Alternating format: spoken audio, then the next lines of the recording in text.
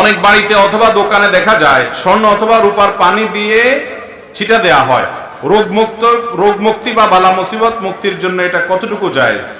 ভাই, স্বর্ণ বা রূপার পানি ছিটা দেওয়া দোকানে, বাড়িতে, বিভিন্ন জায়গায়, এটা আমাদের সমাজে অনেক ক্ষেত্রে আছে। এটা অত্যন্ত গর্হিত একটা কাজ।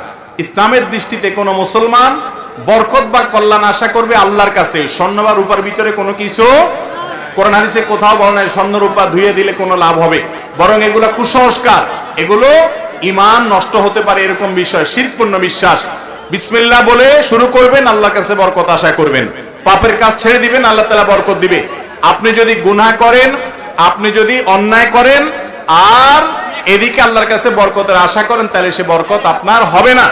আর স্বর্ণ বা রূপার পানি এগুলো দিয়ে যত ছিটেন, যত ধন, এগুলার বিশেষ কোনো কল্যাণ নাই। কোরআন হাদিসে কোথাও এরকম কোনো কিছু বলা হয় নাই।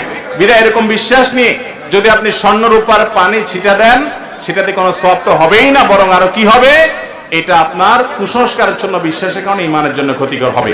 আল্লাহ তাআলা আমাদেরকে বুঝার তৌফিক দান করুন, বলে আমিন।